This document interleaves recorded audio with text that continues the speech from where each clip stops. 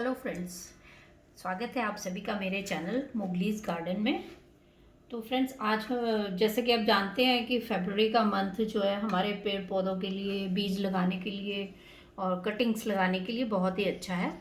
तो मैं वैसे तो अपने यहाँ काफ़ी सारे बीज ग्रो कर चुकी हूँ सब्जियों के, और लेकिन मैंने वीडियो नहीं बनाया था। आज मैं आपके लिए वीडियो बना रही हूँ। और मेरे एक फ्रेंड ने भी बोला था कि आप मुझे भिंडी का सीड कलेक्ट करना बताइए और कैसे लगाते हैं ये भी बताइए। तो आज मैं आपके लिए ये वीडियो बना रही हूँ। तो फ्रेंड्स पहले जान लेते हैं कि हम कौन कौन से बीज अभी लगा सकते हैं। तो सबसे पहले देखिए, ये टोमेटो है। टोमेटो के बीज हम लगा सकते हैं और ये इस तरह से आते हैं। मैं आपको दिखा देती हूँ।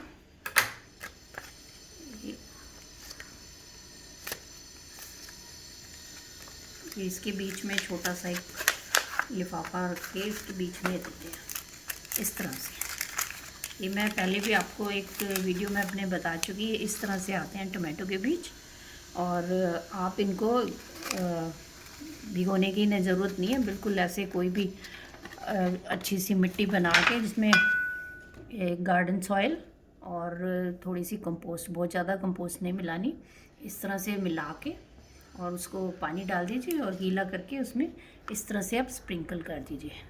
और इसके बाद में इसको आप थोड़ा सा या तो इसी तरह की सॉइल से ढक दीजिए या फिर ये कोकोपीट इससे इस तरह से ढक दीजिए और फिर वाटरिंग कर दीजिए इस तरह से। तो कुछ ही दिन में बहुत जल्दी ग्रो हो जाएंगे ये मौसम में, और ये इस तरह से आपकी ये सीडलिंग तैयार हो जाएगी।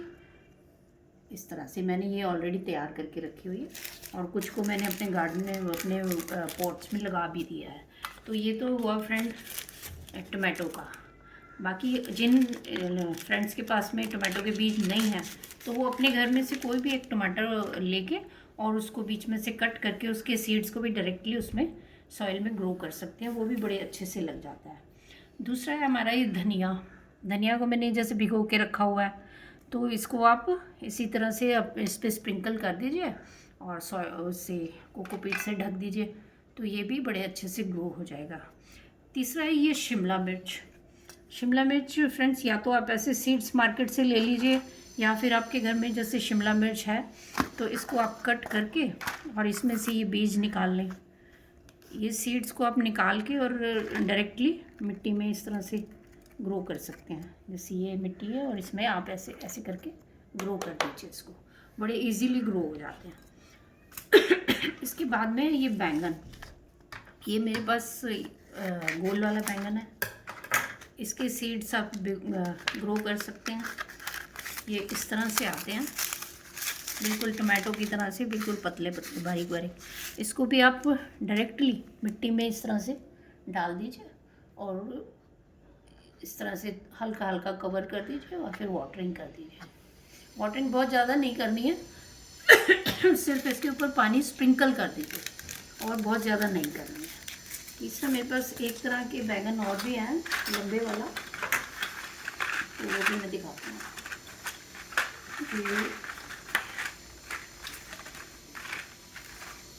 लंबा वाला बैंगन, ये वाला लंबा वाला बैंगन है। इसका भी बीज तो सेम ही होता है, तो इसको भी आप ग्रो कर सकते हैं। और एक वाइट आता है, ग्रीन आता है, किसी भी तरह के बैंगन को आप ग्रो कर सकते हैं। तो फ्रेंड्स इसके बाद में आप ये जैसे ये मेरे पास बाकला के बीज है, ये इस तरह से आता है। तो इस तरह के जो मोटे मोटे बीज हैं इनको फिर आपको पानी में सोख करके रखना पड़ेगा, ये इतने इजीली नहीं ग्रो हो पाएंगे। तो आप इसको रात को भिगो दीजिए और सुबह आप इसको मिट्टी में अच्छे से ग्रो कर सकते हैं। जैसे मैंने ये कुछ सीड्स भिगो के रखे हैं इधर, मैं आपको शो करती हूँ। ये है जैसे ये तोरी का बीज है ये, और ये जो गोल वाला घिया होता है उसका बीज है, और ये भिंडी का बीज है। तो इनको, और ये है ये वाटरमेलन का है। ये मैंने सब मार्केट से लिए हैं, तो ये इस तरह से आते हैं, ये देखिए। तो इसको, इन सबको मैंने सोख करके रख दिया, और इसके बाद इसको मिट्टी में आपने कैसे करना है कि थोड़ा सा कम से कम आधा या 1 इंच अंदर ऐसे इस तरह से दबा दें और फिर इसको हल्के हल्के वाटरिंग कर दें, वाटर स्प्रिंकल कर दें। बहुत ज़्यादा की ज़रूरत नहीं है। ये जैसे ये वाटरमेलन का है, ये तोरी का है, तोरी का आप इस तरह से इसको दबा दीजिए और ऊपर से थोड़ा सा कवर कर दीजिए। तो इस तरह से आप ये सारे सीड्स ग्रो कर सकते हैं। मैं इन्हें बाद में ग्रो कर लूँगी। और ये है जैसे खीरे का बीज है, इस मौसम में आप खीरा भी लगा सकते हैं, ककड़ी लगा सकते हैं। तो फ्रेंड्स ये खीरे के बीज हैं, इनको आपको भिगोने की कोई ज़रूरत नहीं है, आप डायरेक्टली ग्रो कर सकते हैं। ये खीरे का बीज है, इसको आप डायरेक्टली ग्रो कर दीजिए। जो इसकी नोक वाली साइड है इसको आप इस तरह से नीचे की तरफ, या फिर आप इससे कोई फ़र्क नहीं पड़ता, इसमें आप इस तरह से स्प्रिंकल कर दीजिए और फिर इसे कोकोपीट से ऐसे कवर कर दीजिए या मिट्टी से कवर कर दीजिए। तो इस तरह से आप इसको ग्रो कर सकते हैं। और ये है मेरे पास, ये गोल खीरा का हो गया। और ये है भिंडी का। मेन चीज़ मैं ये दिखाना चाहती थी, तो मेरे एक फ्रेंड ने पूछा था। तो फ्रेंड्स अभी मैंने भिंडी का बीज आपको इसमें दिखाया है, मैं आपको ये भी शो करती हूँ। ये देखिए, ये इस तरह से पैकिंग में आया है। ये भिंडी का बीज है। तो इसको मैंने जैसे अभी इसमें सोक करके रखा हुआ है, और इसको आप आधा इंच के करीब अंदर दबा दीजिए मिट्टी में, तो ये करीब 1 हफ्ते के अंदर ग्रो हो जाएगा। और अगर आपने सीड कलेक्ट करने हैं तो फ्रेंड्स, जैसे भिंडी का जब सीज़न जाने वाला होता है, पहले तो आप अपने खूब भिंडी उतारिए, खाइए। और जब इसका सीज़न जाने वाला होता है तो जो ये भिंडी होती है ये पक जाती है। इसको अपने पौधे के ऊपर ही पकाना है, ये नहीं कि आप इसे उतार के अपने घर में रख लें और फिर पकाएं। इसको आपने प्लांट के ऊपर ही पकाना है। और पकने के बाद ये थोड़ी ग्रे ग्रे हो जाएगी, वो एकदम हार्ड हो जाती है। आपने देखा होगा कई बार हम सब्ज़ी खरीदते हैं तो उसमें भी कई बार पकी हुई भिंडी आती है, लेकिन वो उससे बीज ग्रो नहीं होगा। आपको ये उसके ऊपर पकानी पड़ेगी। और पकने के बाद में ये जो है ना, ये इस तरह से फट जाता है। मैं आपको शो करती हूँ। जैसे ये है, ये जो इसकी लाइंस बनी हुई हैं, ये लाइंस, इनसे ना ये फिर पकने के बाद में इस तरह से फट जाता है, इस तरह से। और जो ये इसके सीड्स अभी बारीक बारीक दिख रहे हैं, ये पकने के बाद ये पूरे जिस तरह के मैंने आपको ये शो किए हैं अभी, बिल्कुल इस तरह के हो जाते हैं और ये इस तरह से फट जाती है बिल्कुल। तो ये बीज आपको इस तरह से कलेक्ट करने हैं और वही आप ग्रो कर पाएंगे।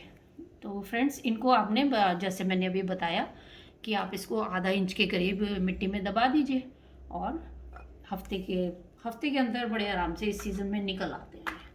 इसी तरह से आपने शिमला मिर्च लगा ली। और जैसे अभी ये है मेरे पास, जैसे ये करेले का बीज नहीं है, तो मैं इस तरह से करेले जो हम लेके आते हैं कई बार पके हुए आ जाते हैं, जैसे ये वाला है। तो फ्रेंड्स, इसके लाल लाल जो होते हैं ना बीज, तो वो बीज ग्रो हो जाते हैं, जो लाल हो जाते हैं। जैसे ये है, ये देखिए, ये लाल हो गया ना। तो इस तरह के सीड्स को आप डायरेक्टली मिट्टी में ग्रो कर लें। इनको अच्छे से वॉश कर लें पहले। वॉश होने के बाद में मैं आपको दिखाती हूँ कैसा हो जाता है। वॉश होने के बाद में ये इस तरह का बीज निकल आता है अंदर से, ये आप देख रहे हैं। और इसको आप मिट्टी में इस तरह से आधा इंच, पौना इंच के करीब अंदर गाड़ दीजिए और फिर इसको मिट्टी से या कोकोपीट से इस तरह कवर कर दीजिए। ठीक है, तो इस तरह से भी आप ग्रो कर सकते हैं। और अगर मार्केट से लेना चाहते हैं तो मार्केट से भी ग्रो कर सकते हैं। दूसरा ये ककड़ी के सीड भी खीरे की तरह ही सिमिलर ही होते हैं, ज़्यादा कुछ फ़र्क नहीं है। ये ककड़ी है, छोटे हैं थोड़े से साइज़ में, तो इनको भी आप डायरेक्टली इस तरह से मिट्टी में आप इसको स्प्रिंकल कर दीजिए और थोड़े दिनों में ही ये ग्रो हो जाएंगे। इस तरह से कवर कर दीजिए और वाटरिंग कर दीजिए। तो फ्रेंड्स, ये ककड़ी तो इतनी अच्छी से, इतनी स्पीड से बढ़ती है कि इसकी जो ग्रोथ होती है ना रात को, तो ये जैसे जैसे इसका साइज़ बढ़ता है ना, तो ये चट चट करके आवाज़ करती है और रात में इसकी ग्रोथ होती है, तो आवाज़ भी सुनाई देती है। इसी तरह से आप, ये टिंडे का बीज है, आप टिंडा ग्रो कर सकते हैं। ये टिंडा है, ये टिंडे का बीज है। इसी तरह इसको भी सोक करके आप ग्रो कर लीजिए। और ये मिर्ची है, मिर्ची का बीज या तो आप ऐसे ख़रीद लाइए, या आप जैसे आपके घर में मिर्ची होती है उसको आप, अगर आप नहीं ख़रीद के लाए हैं तो ये इस तरह से सूखी हुई मिर्च को आप तोड़ के और इसमें से सीड्स कलेक्ट कर सकते हैं। ये भी इजीली ग्रो हो जाते हैं फ्रेंड्स। तो काफ़ी वैरायटीज़ आती हैं, आप कैसी भी मिर्च लेके आप इस तरह से ग्रो कर सकते हैं। तो फ्रेंड्स, इससे पहले कि फरवरी का मंथ निकल जाए, वैसे आप इसे मार्च में भी ग्रो कर सकते हैं, लेकिन उतना ही लेट हो जाएगा, इसलिए आप अभी से जो आपके पास अवेलेबल है घर में वो ग्रो कीजिए, और जो मार्केट से आप लेना चाहते हैं तो मार्केट से लेके आप ये सब सब्जियां अपने घर में बड़े इजीली ग्रो कर सकते हैं। और यकीन मानिए फ्रेंड्स, ये सब्जियों का स्वाद इतना अलग होता है मार्केट की सब्जी से कि आपका मन खुश हो जाएगा। तो फ्रेंड्स, मुझे उम्मीद है कि आपको मेरी ये वीडियो पसंद आई होगी। अगर पसंद आई है तो इसे लाइक कीजिए, शेयर कीजिए और कमेंट कीजिए, और मेरे चैनल को सब्सक्राइब कीजिए। Okay friends, bye.